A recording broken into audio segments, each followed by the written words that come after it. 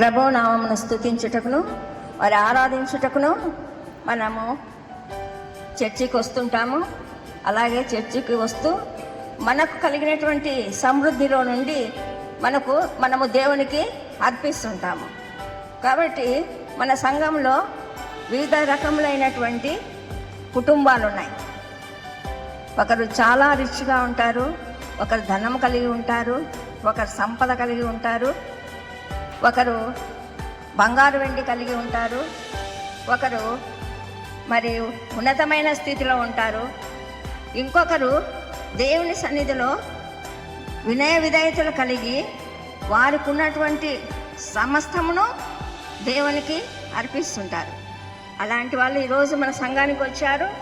మరి మన సంఘంలో మరి కానుకలు అర్పించడానికి కృతికా మేడం గారు వస్తున్నారు. మేడం గారు వస్తున్నారు.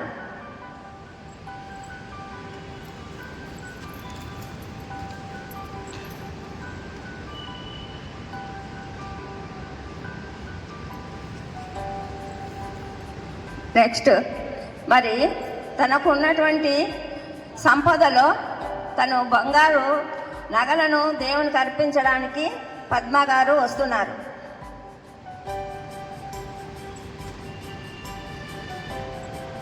విక్టోరియా గారు తనకు ఉన్నటువంటి సంపదలో నుంచి దేవునికి మరి ఎక్కువగా తీసుకొని వస్తున్నారు. సుశీలమ్మ గారు కూడా దేవునికి ఇవ్వడానికి తనకున్న సంపదలో మరి తను తీసుకొని వచ్చి దేవుని సన్నిధిలో సమర్పిస్తుంది. సుశీల తనకు ఉన్న దాంట్లో సమస్తమును దేవునికి అర్పిస్తుంది. సమస్తము దేవునికి అర్పిస్తుంది. దేవునికి వందనములు. కథ ఉంది. ఇంటికి ఆహ్వానించాలనుకుంటారు. పేదరాలు ఇంటికి ధనవంతులు ఉంటారు, పేదవాళ్ళు ఉంటారు.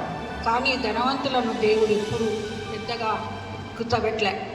పేదలను నీతిమంతులనే దేవుడు ఆశీర్వదించినాడు.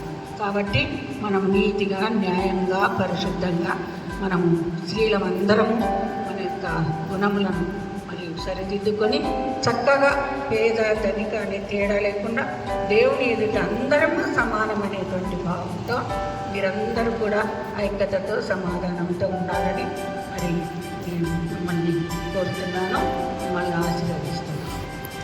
Thank you very much. అవకాశం ఇచ్చిన కుర్లమ్మ గారులకు థ్యాంక్ యూ వెరీ మచ్.